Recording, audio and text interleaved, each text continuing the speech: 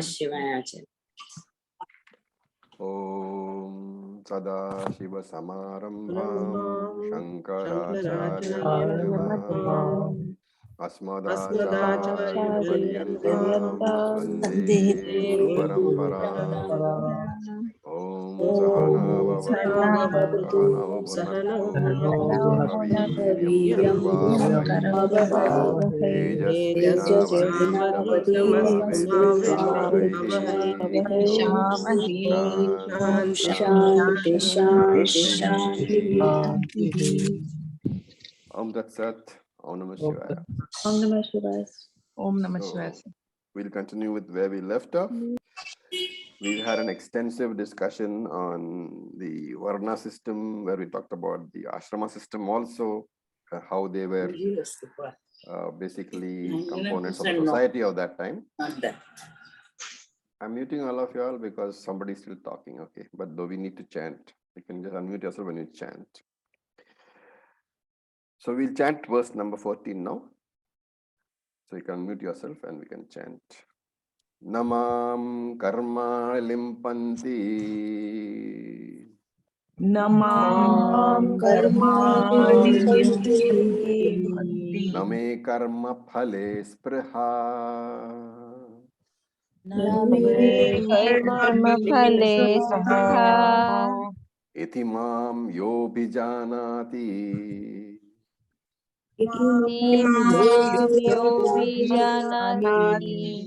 Karma bhirna sabadhyate.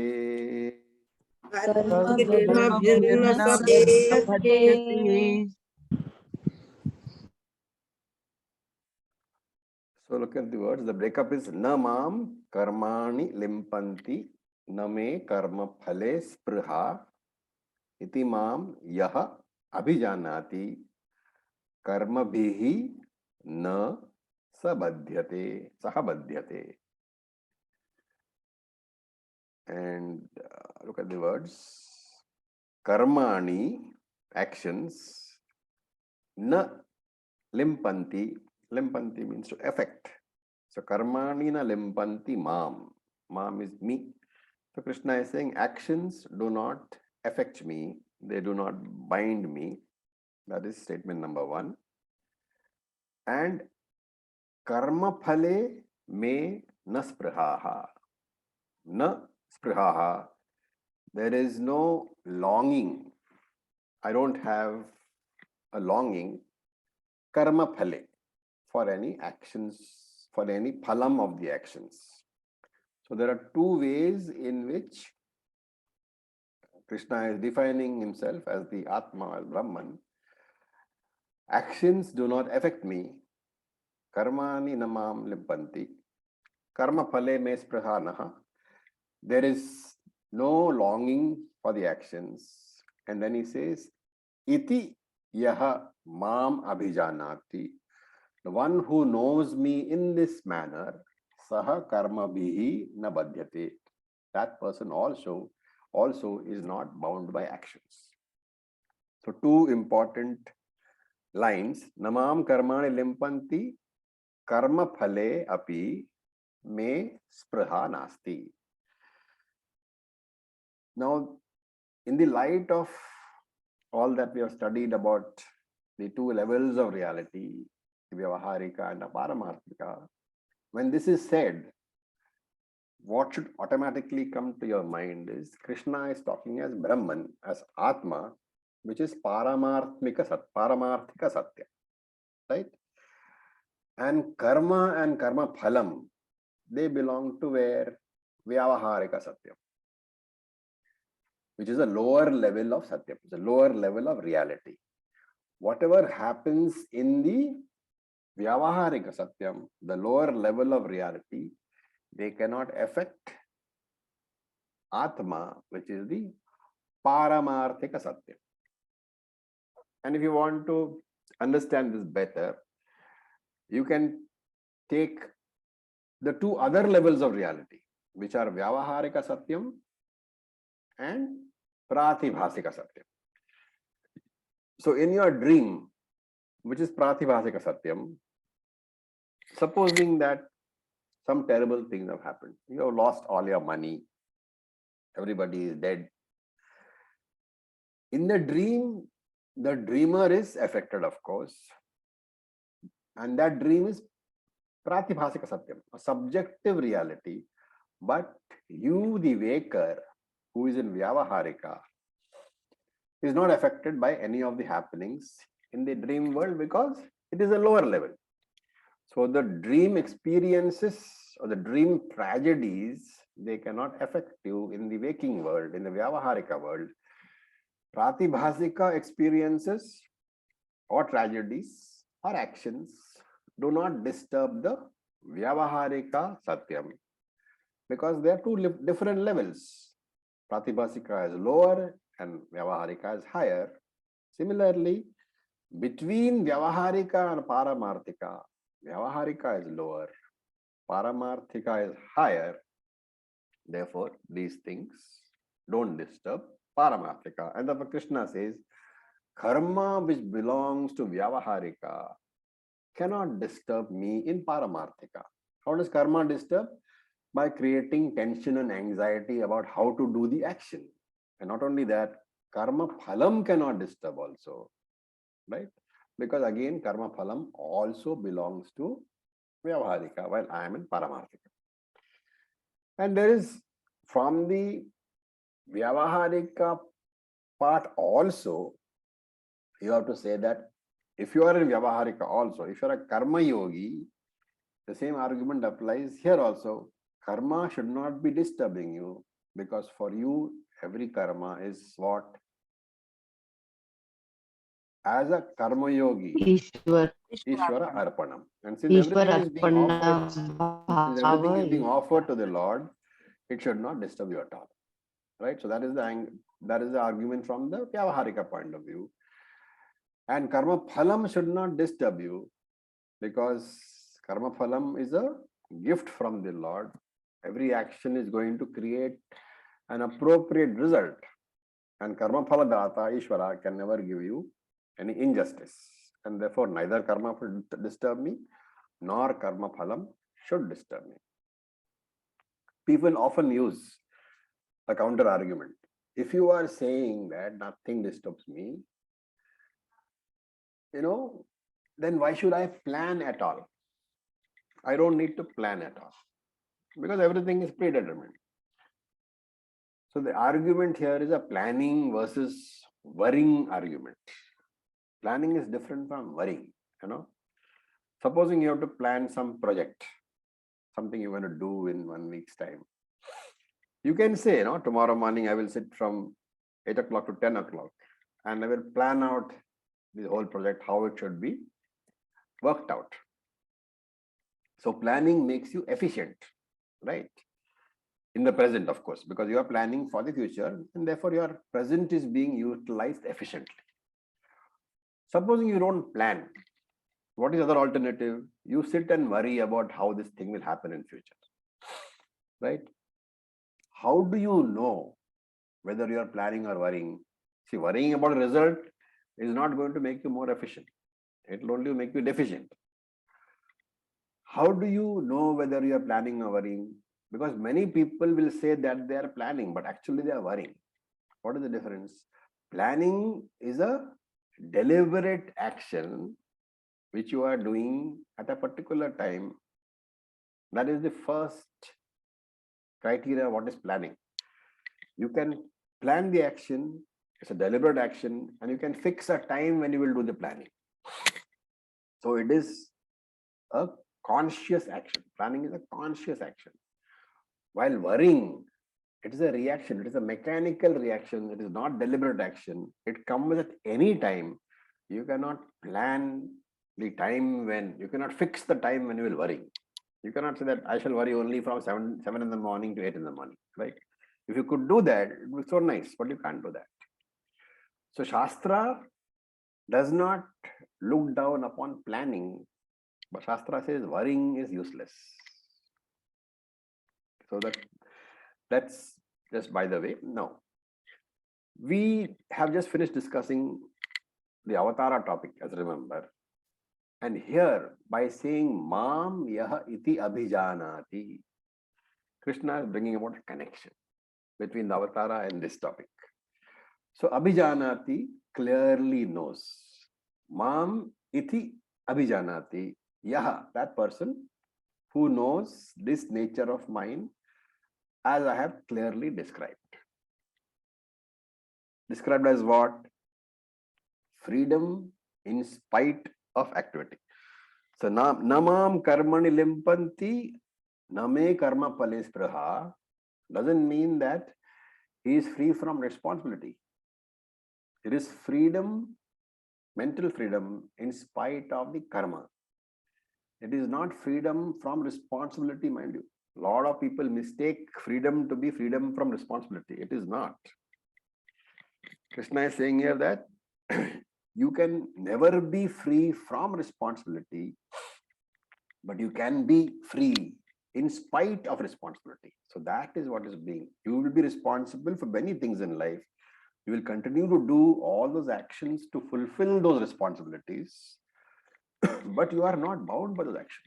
You are free in spite of doing all the karma to fulfill your responsibilities. And this is what Krishna is talking about in this particular sloka. He says, in spite of all the actions that you have to do to fulfill your responsibilities, you should be free mentally. And whoever discovers this secret, what happens to him? Na karma bihi badhyate. He is not bound by karma.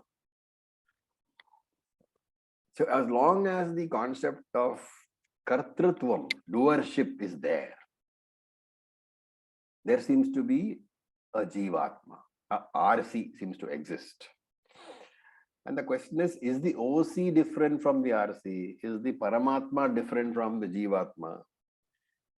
So we should be knowing by now that there is only one Atma who is Paramatma, who is also Jivatma.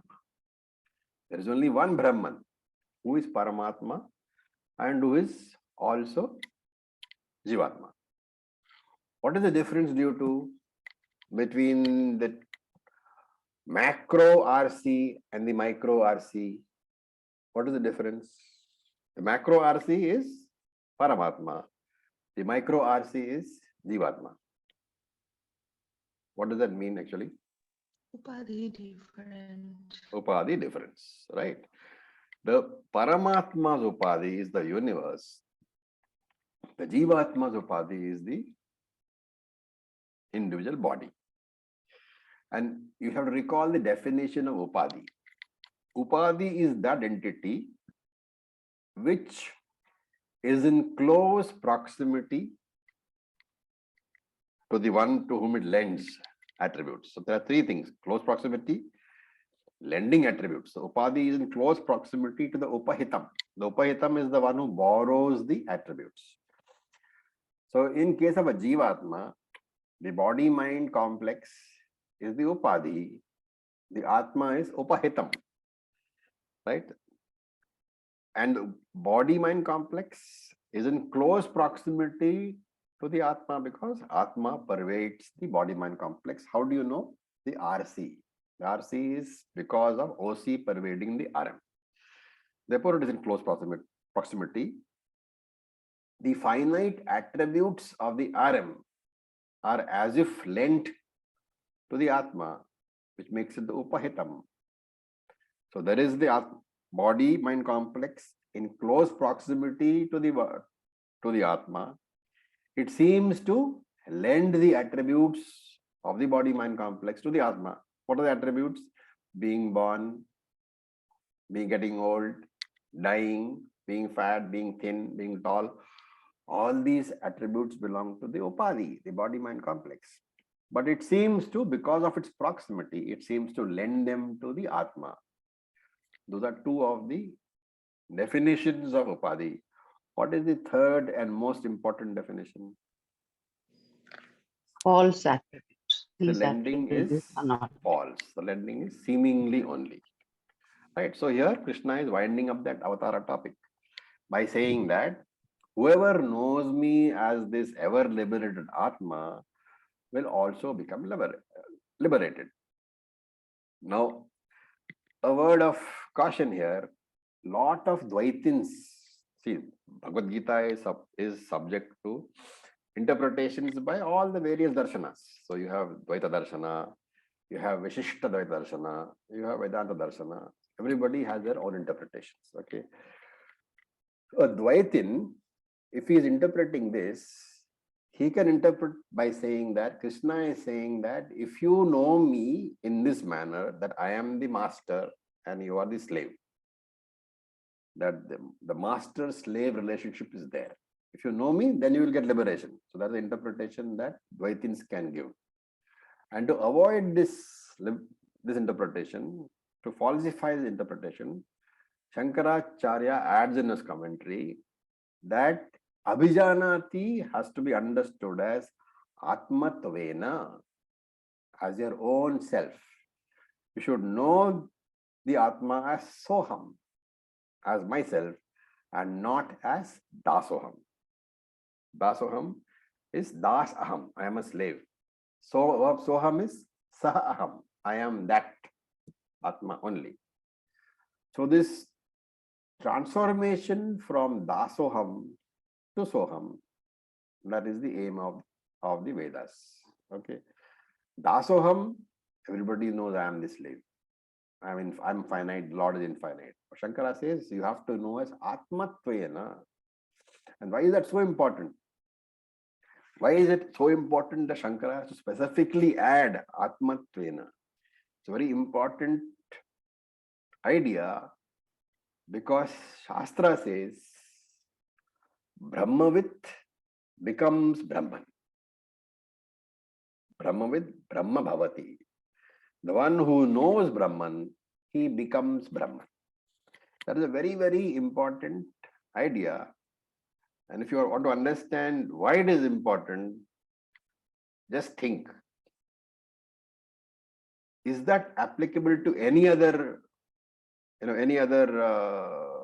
field? No, right? Tomorrow morning, if you know Ambani, let's say, do you become Ambani? You don't, right? You don't suddenly find that your house has become big building with 27 floors. So becoming Ambani is different from knowing Ambani, right? And therefore, if you have to become Brahman by knowing Brahman, what is the only way? By discovering that you are Brahman. The only way you can become what you know is if you are already that, right? What is the Shastric example in Mahabharata for this?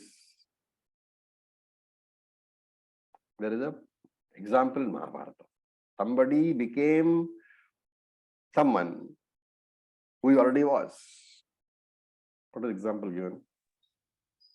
The example of Karna. Can you explain? Karna was already a Kaunteya. He was the son of Kunti, but he did not know that.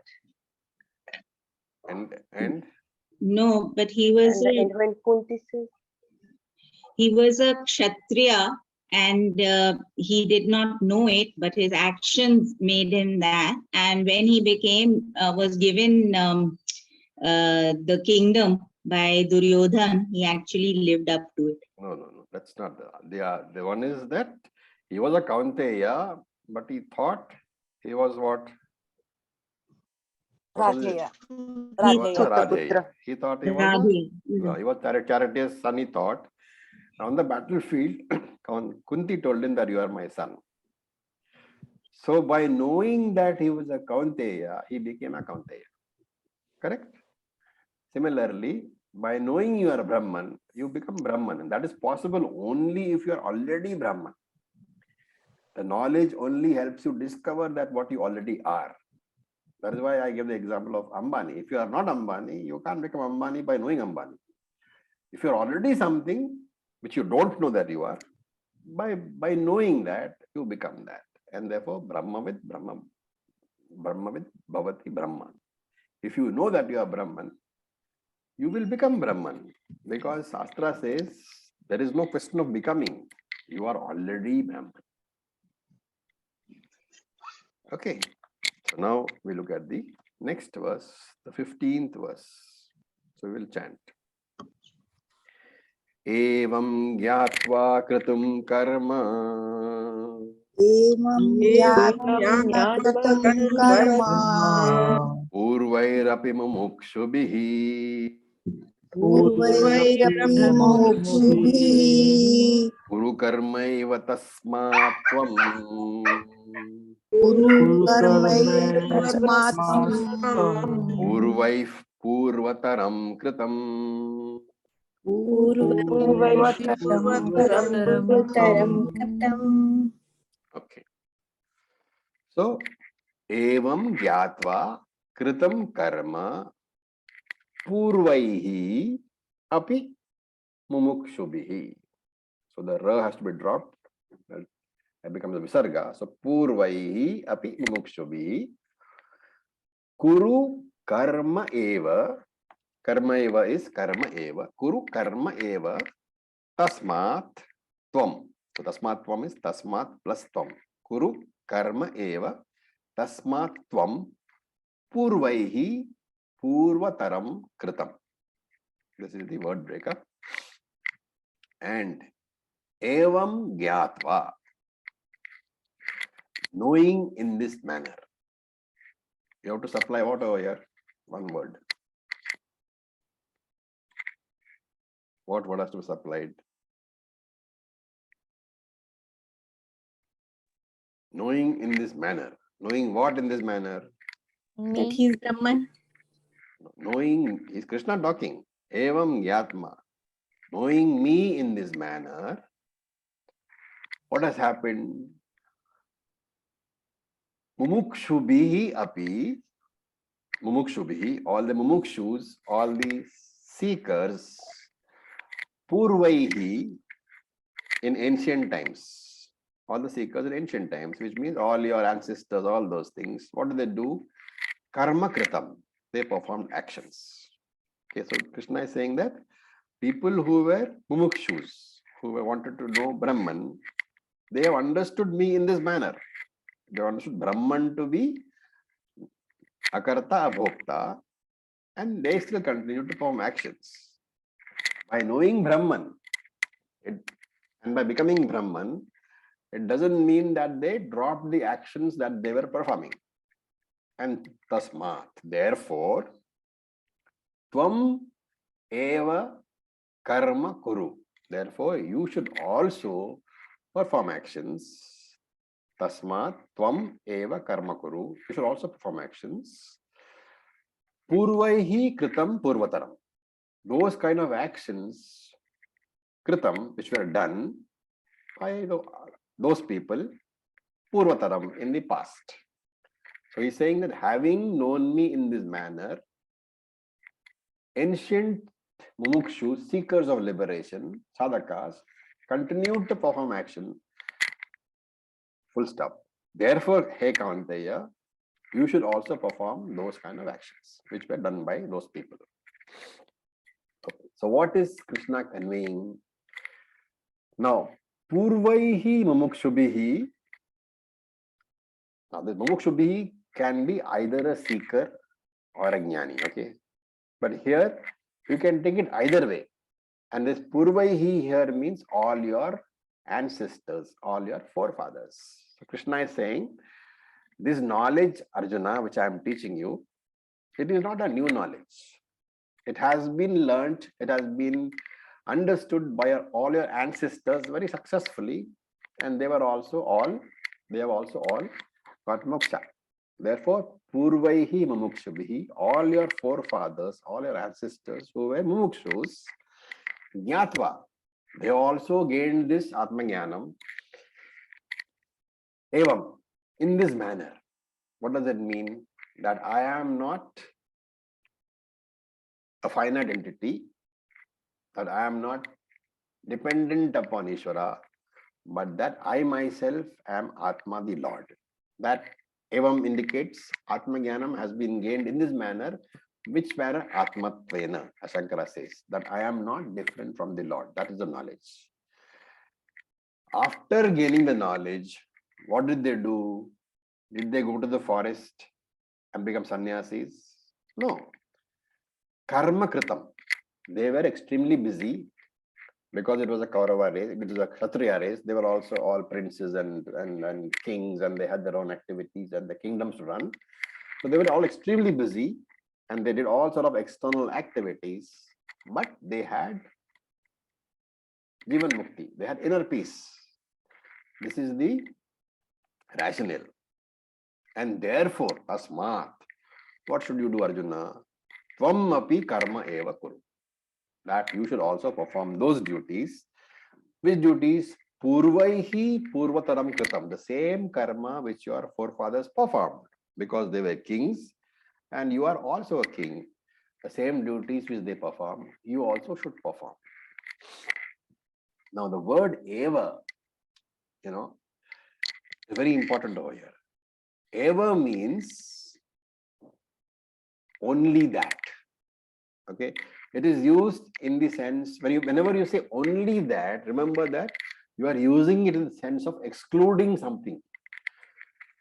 To give you an example, let us say that you go to a shop and you want to, want to buy something. Let us say you want to buy a phone.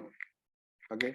Now in that shop, you see plenty of phones. You see Nokia, you see Samsung, you see Sony, you see all those. But when you tell the shopkeeper, give me that phone, pointing towards one phone, what are you doing? You are telling him, I am excluding all the other phones. Give me only that phone. So it is in the sense of exclusion that evam is used. And therefore, when Krishna says eva here, what is he saying? You should do this karma only which was being done by your ancestors. And since I said it is used in a sense of exclusion, what is he excluding?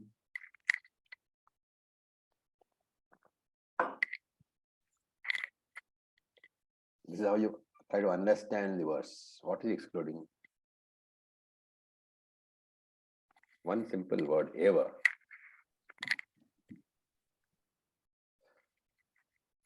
So, Shankara comes to our rescue and he comments. He knows that we will find it difficult to understand the meaning of eva. So Shankara says, I will tell you. So he says, Tvam na tushnim asanam. Your duty is not tushnim asanam, to sit quietly in one place. Na sannyasa kartavya, nor to take to sannyasa. So he is telling Arjuna that Arjuna, your duty is not to participate in the war. That is not your duty. And nor should you take to sannyasa. What should you do? What is, by excluding these two, not to keep quiet and not to take to sannyasa, he is saying that not to take to sannyasa means remain a grahastha, remain a warrior. And na tushnim asanam, do not keep quiet, means you fight the war. So the word eva means all this. The simple one word eva means that Arjuna, you have to remain a grahastha and you have to participate in this war and you have to fight the war. Okay. And of course, Shankara adds a few more lines which are basically meant for us. So why us? Because he's talking about all of us and he's saying that you should be doing your duties. Whatever karma is your duty because of whatever position you have in life. You are a mother, you are a father, you are a student, you are a businessman, you are a teacher, whatever. So you have certain duties. And Shankara says that when you do these duties, you have to remember what eva says. Don't say, I will not do a duty. And don't say, no, I want to become a sannyasi. Because you are all grahasthas. So that meaning has to be taken. And Shankara says, if you are doing the duty, there are two things. If you are already a jnani, what is the karma for?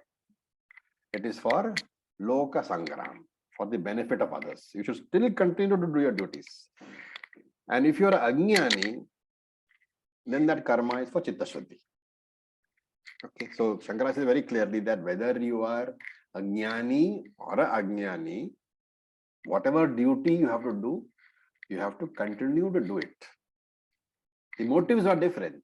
If you are a ajnani, then look upon all the karma as karma yoga, offer them to the Lord, and look for chitta shuddhi. That is the purpose of your duty. And if you are a jnani, then don't say I'm a jnani, I'm Brahman, I won't do any work. Continue to do all the duties, but do it for the benefit of the world. And Shankara adds a third thing. You should not do any actions which do not result in either of these, destinations. There are only two objectives of your action. One is chitta shuddhi, one is loka sangraham, benefit for others. Okay.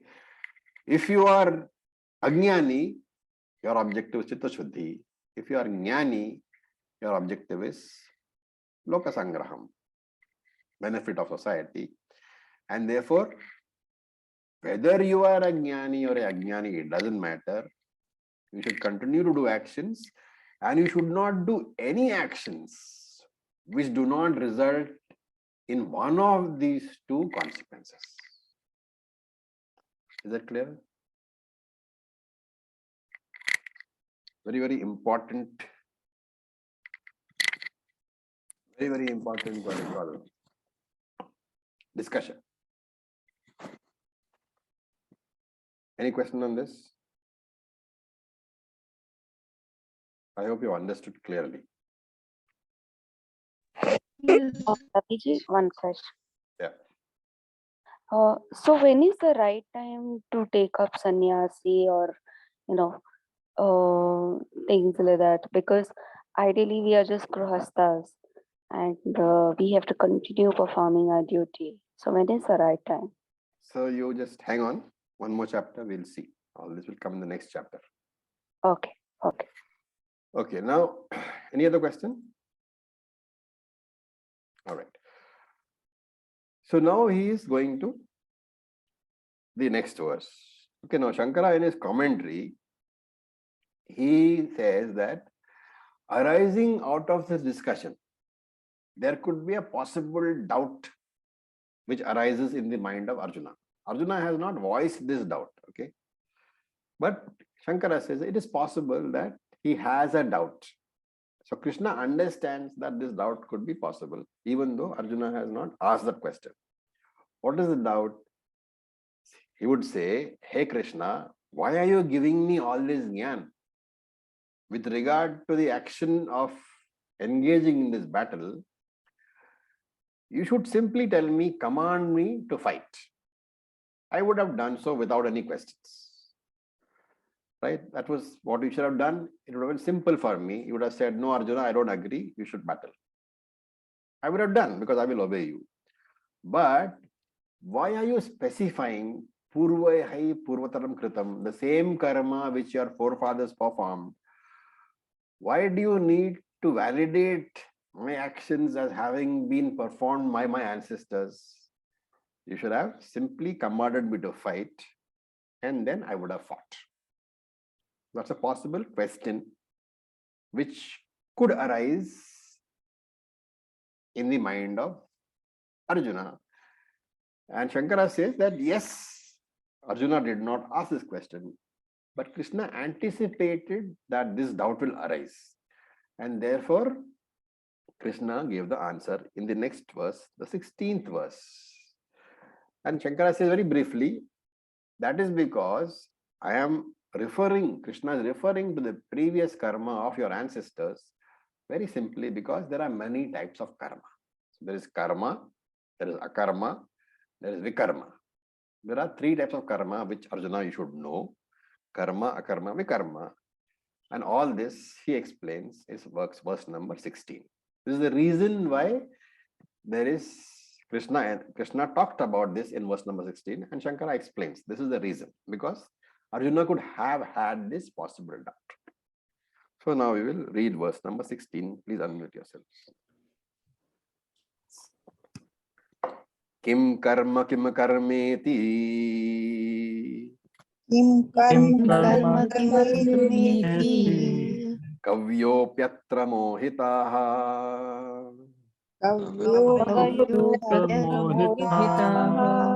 Tatte karma pravaksyami.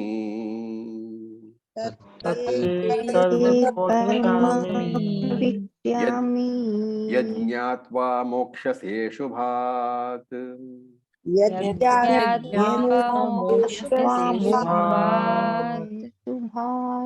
Okay.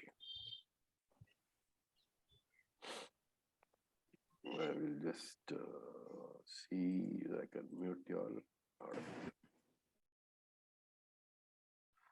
So, kim karma, then kim karmeti has to be broken into kim akarma eti. So, kim karma, kim akarma eti. Kavayaha, kavayo is kavayaha. Api atra, kavayaha, api atra, mohitaha. Tat te karma pravakshyami yat gyatva mokshase ashubhat. Kim karma, kim akarma iti. Kavayaha api atra mohitaha. Tat te karma pravaksyami yat gyatva mokshase ashubhat. That is the word breakup. Now let's look at the sentence. Api, even. Kavayaha api. Even the scholars. So Kavi here is not poet. Kavi here refers to Jnanis, people who are not Jnanis, people who have properly understood, scholars basically. Scholars also, people who have studied the Vedanta. So Kavayaha api, the scholars of Vedanta are also mohitaha, confused. Atra, in this regard. What is this regard? Atra is equal to kim karma, kim akarma. So what is action? What is actionlessness? So akarma we are. क्या बोल रहे थे? Please do not mute yourself, unmute yourself when the discussion is going on. Otherwise, I'll have to, unmute you with no option of unmuting. So don't do that. You're disturbing the others. Okay. So he's saying, Kavayaha api mohitaha, even the scholars of Vedanta, they are confused. Atra, in regard to this, in regard to what? Kim karma, what is action? Kim akarma, what is actionlessness? So I'm using the word actionlessness for akarma, okay? Because I don't want to use the word non-action.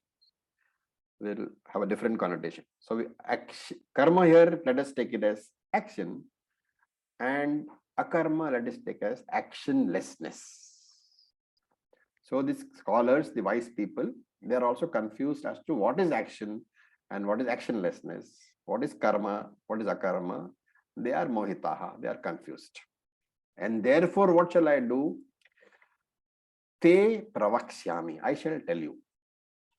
Tat karma, about that action, gyātvayat, knowing which, ashubhat mokshase. Ashubham means that which is not auspicious. Mokshase, released. And therefore, I shall tell you about that action. Te pravaksyami tat karma, gyātvayat, knowing which, mokshase ashubhat. You will be freed from all that is inauspicious. So this is, and ashubhat here has to be understood as samsara, because samsara is the most inauspicious thing. Therefore, I will tell you about that karma, knowing which you shall be freed from samsara. And therefore, Krishna is saying that the knowledge of the nature of karma is very important, right? What does it mean? You say you are doing the action. I say I am doing karma. And therefore, that karma, it belongs to me. It belongs to I. So Krishna is asking, what exactly do you mean by the word me or the word I? So there are many questions. What exactly is karma? Where does that karma arise? Okay, each word is very important. So please note it very carefully. What do I mean by the word I? What do I mean by the word karma? Where does the karma arise? Where does the karma belong? All these are questions. And this inquiry, this vichara is very important. Because without vichara, without inquiry, what happens? We take things for granted. Right? For centuries, we took for granted that the sun goes around the earth, right? Until somebody came and pointed out that it doesn't. Right? It is the earth which goes around the sun. Until somebody came and pointed that out, we all took for granted that we were the center and the sun goes around the earth. And therefore, the point here is that most of us do not inquire, do not try to do analysis of the reasons for our actions, of our actions around us. For example, we know that Newton discovered you cannot say, enunciated the law of gravity. How? What was the event which made him come to the law of gravity? Falling of the apple. Apple falling. The apple fell on his head. Now the question is, was it the first time that the apple fell? No, it had been falling for centuries. The apple did not fall for the first time. When the apple falls, what do? We eat the apple. But what did Newton do? He may or may not have eaten the apple, but he certainly asked the question, why should the apple fall? And because he asked why, that is why he learnt about gravity and he enunciated that law. Right? And therefore, Krishna is saying that most of you do karma without asking why, without trying to understand what is the nature of this karma, without trying to understand what is action, where does it arise, to whom does it belong. When I say I am doing action, what does the I mean? All these things most of us don't inquire into, and therefore we have tension and we have sorrow and we have grief. And if I want to escape from all these problems, then I should try to understand what is the nature of what I am doing. Not only I, what is my nature, what is the nature of what I do also, I should understand. And therefore he says, Kavayaha api mohitaha. Shankara in his commentary says that Kavayaha refers to medhavinaha, intelligent people, learned people.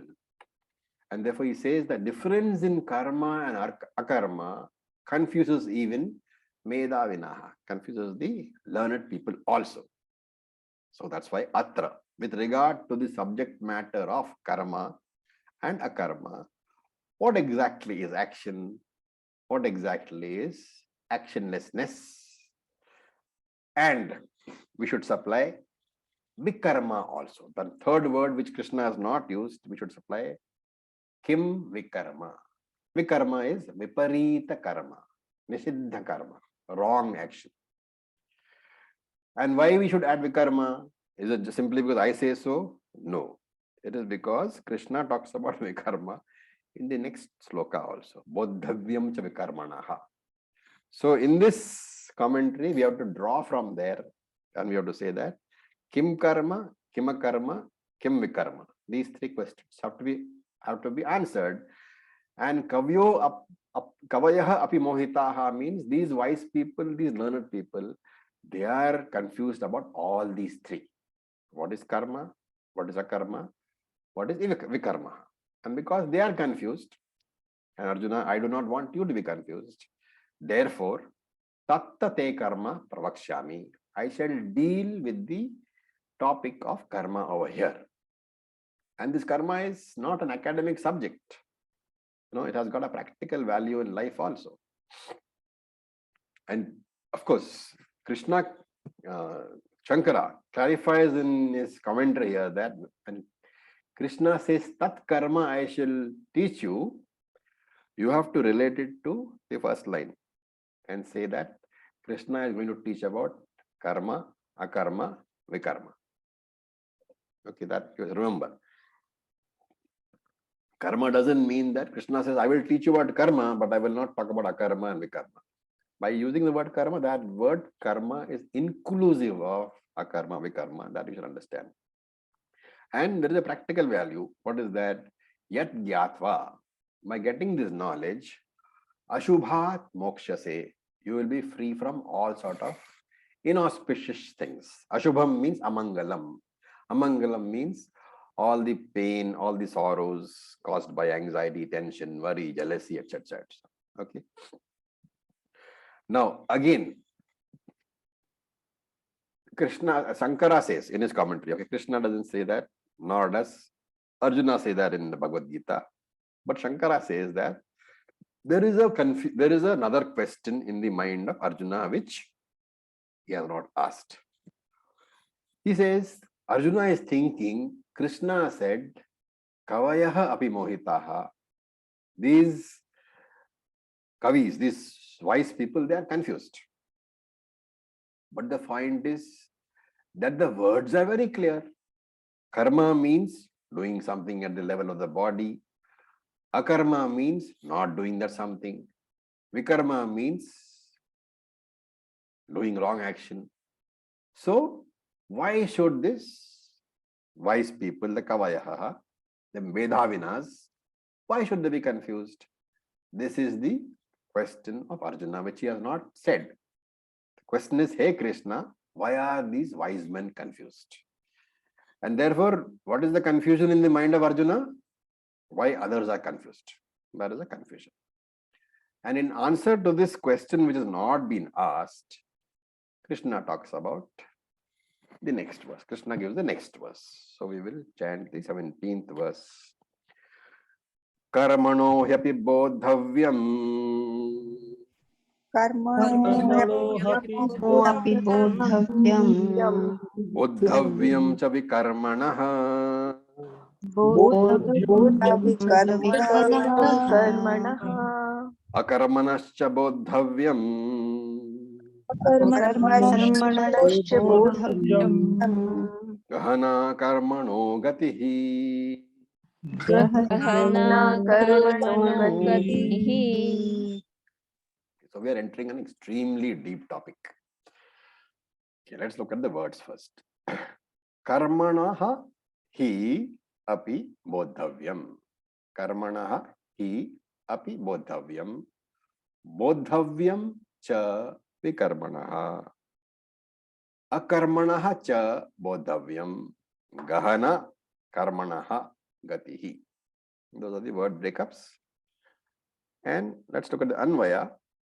Karmanaha api bodhavyam. Bodhavyam means it is to be known. So Krishna is saying, Karmanaha api bodhavyam. Karma also is to be known. Then Vikarmanaha cha bodhavyam. Forbidden action, Vikarmana, wrong actions, is also to be known. And Akarmanaha, actionless, Akarmanaha cha bodhavyam. Actionless is also to be known. So these three things must be known, says Krishna. What is that? Karma, akarma, vikarma. Action, actionlessness, and prohibited action, wrong action. All these three must be known. Because, he says, why should they be known? Karmanaha gatihi gahana. Gahana means deep or difficult. And gati here, normally the meaning of gati is destination. But gati here has to be understood as the nature. So karmanaha gatihi gahana, because the nature of karma is very difficult to understand. That is the meaning of this. And therefore, hey Arjuna, not only am I going to teach you about karma, but there are three things. Karmana hyapi bodhavyam. You have to clearly know what is the nature of karma. And here Shankara says, Shastra Vihita Karma. Karma here means karma which is prescribed by Shastram. You should know. Okay. And some Shankara doesn't say, but sub commentators add, this also means that Karma tattvam you should understand. Karma tattvam means you should understand the spiritual significance of karma. So, karmana hapi bodhavyam. The correct understanding is you have to clearly know what is prescribed by Shastram as karma, vihita karma. And you should know why Shastram is prescribing it, which means you should know the spiritual significance of that karma. We never ask you to do anything blindly just because it's prescribed. You must know why it is prescribed. So this is the meaning of karmanaha yapi bodhavyam. Then vikarmanaha cha bodhavyam. Vikarma means viparita karma, wrong action, nisheda karma, prohibited action. So prohibited action is vikarma.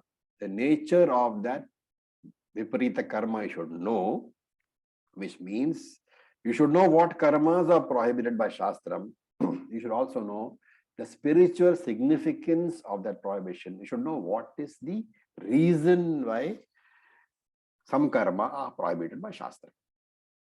And thirdly, akarmanascha bodhavyam. You should know what is akarma. Akarma here is defined by Shankara as tushnim bhavaha, keeping quiet, not doing karma. Therefore, action, actionlessness or inaction, and wrong action. Of all these three, you have to have an absolutely thorough understanding, because without having this understanding, without studying for it, without listening to me, that knowledge will not automatically come to you. And unless the knowledge comes to you, you will continue to have problems. Why is that so? Karmanaha gahana gatihi. Shankara says gahana is equal to vishama, difficult, subtle. And therefore you have to understand. And here Shankara adds akarma, vikarma also.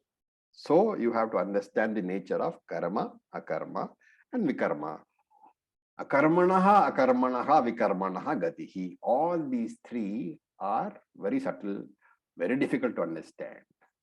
And by saying that, what is Krishna saying? That without Guru Shastra Upadesha, you will never understand the spiritual significance of these three different things. Okay, of these three different types of karma, you will never understand. Okay. Now comes verse number 18, which is a very, very significant verse. Of course, we will not be in a position to complete it now, but I will just give you the introduction and we will take it up in detail in the next class. So we will chant. Verse number 18. Karmanya karmaya pashyed.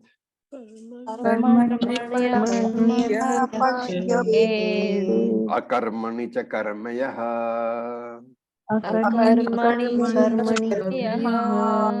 Sabuddhiman manusyeshu.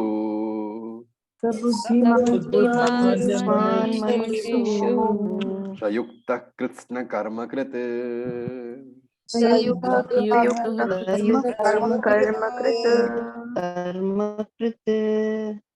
So a very, very deep verse. And look at the words. Karmani, the first breakup. Karmani akarma yaha. So karmanya karmaha is karmani akarma yaha. Pashyet akarmani cha karmayaha saha buddhiman manusyeshu saha yuktaha kritsna karma kriti. That is the word breakup. And look at the anvaya now. Yaha pashyet, the one who sees akarma, actionlessness, inaction. Okay, I'll use the word actionlessness, otherwise you'll get confused. Yaha pashyet akarma, the one who sees actionlessness, karmani, inaction. So inaction is two words, okay, not inaction, not ion action, but inaction. So one who sees akarma in karma, the one who sees actionlessness in action, that is the first statement.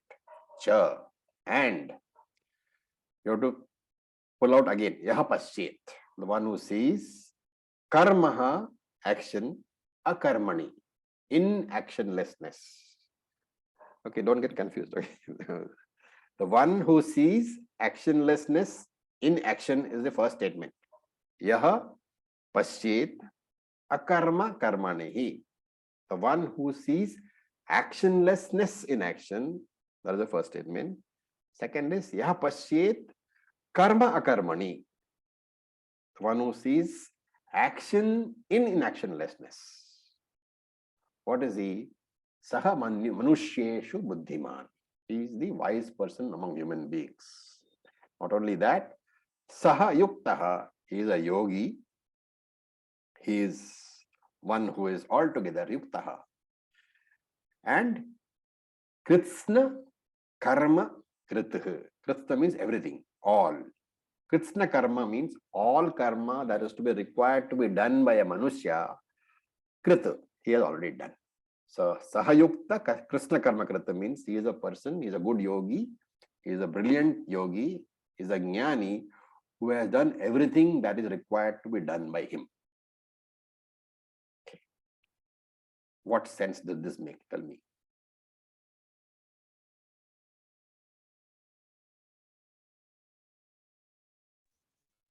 Purnatva. You have to, Every act. you should not feel bad if you don't understand, because do you remember what a Granthi Sloka is? Yes, one of the difficult ones. Naughty. Okay, so naughty slokas, difficult slokas. So this is one of those Granthi slokas. And therefore, Ganesha stopped over here because we have to understand. So since Ganesha stopped, we should not feel bad if we have not understood. Ganesha stopped and understood by himself. We have to go by the commentaries of Shankaracharya to understand. So as I said, this is another Granthi sloka. And the next 7 verses from the 18th verse to the 24th verse. So in fact, 18th verse is the main topic of the 4th chapter. Indeed, it is the main topic of the entire Gita. And in this one verse, in the 18th verse, you can actually say the entire teachings of all the Upanishads that are condensed over here. This is one extremely important verse because it's the condensation of the entire Upanishads and the entire Gita. And it is because of this verse and similar verses elsewhere in the Gita, it is because of this that in the end you say Bhagavad Gita is Upanishad. Where do you say that? Upanishadsu. The reason you say Bhagavad Gita is Upanishad is because it condenses the teachings of all the Upanishads in similar verses. Okay, so this verse is very important, and the next 19th verse to 24th verse is a Vyakhyanam. It's an explanation, it's an expansion of this verse. So that's why it is Srimad Bhagavad Gita Upanishadsu. So from that itself, we should understand Karma Yoga is not the essence of the Upanishad. Karma Yoga is not Tatparyam of Upanishad. Bhakti Yoga is not Tatparyam of Upanishad. Tatparyam of Upanishad is Jnanam. And this Jnanam is found in a few places in the Gita. We've already seen chapter 2, we saw verses 12 to 25 is Jnanam. And this chapter, we will see verses 18 to 24 is Jnanam. And similar, collection of verses are there spread all over the Gita. And it is because of these few verses which condense the entire Upanishad teaching that Gita is called an Upanishad. So this 18th verse is very, very significant, very, very difficult to understand, impossible to understand without the teaching of Shankaracharya, without going through a guru or Acharya. Why? Because the very wording uses the language of contradiction. And the language of contradiction is used to what? Whenever language of contradiction is used in Shastram, we must remember that it is used to stimulate our thinking processes. And therefore, if you have a literal translation of the verse, what will the literal translation be? He who sees actionless in action, and he who sees action in actionlessness, he is a wise person among men. He is a yogi who has accomplished everything. That is the literal translation. It makes no sense at all. And therefore, to be able to rely upon this verse, to make some sense of this verse, to understand it, we have to rely upon Shankara's commentary. Shankara has written a very, very elaborate, very, very significant commentary on such verses. Okay. And before we begin the explanation of the verse, we need to first review all that we have learned. The basic teaching of Vedanta, we need to review. So we will start the next class with this verse, of course. We will do a very brief review of the entire teaching so far, and then we will continue with the verse. So with this, I'll stop for today. If any questions are there, I'll be happy to answer them.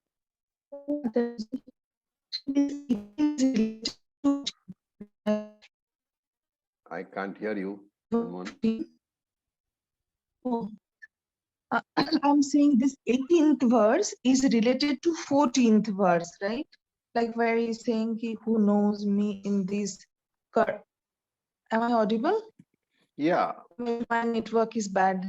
So every verse is related to every other verse. But here, this is a condensation of the entire teaching itself.